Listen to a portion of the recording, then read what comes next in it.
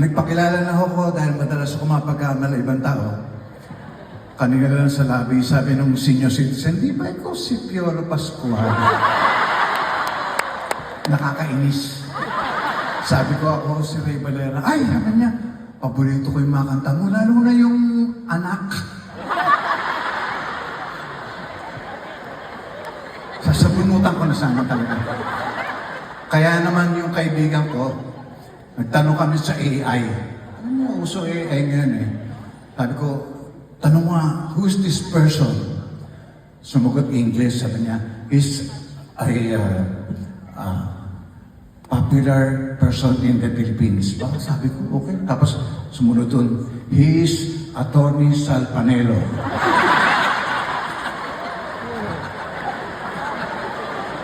Kung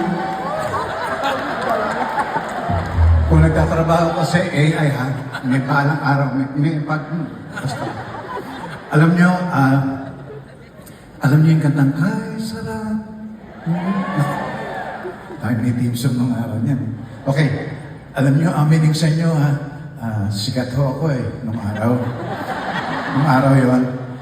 At nung araw, naalala ko, kapag pumasok yung kanta kanina, naalala ko nung araw, nagsisigawan yung mga tao. Nung araw yon. Isip ko naman, total, tayo na naman dito ngayon. Baka naman pwede maulit yung sigawan.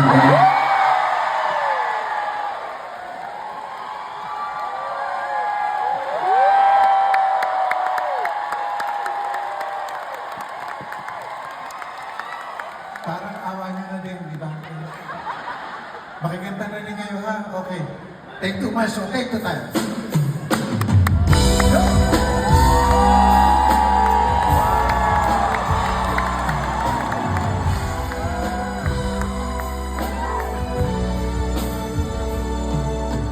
Kay sarap ang may minamahal, ang daigdig ay may kulay at buhay.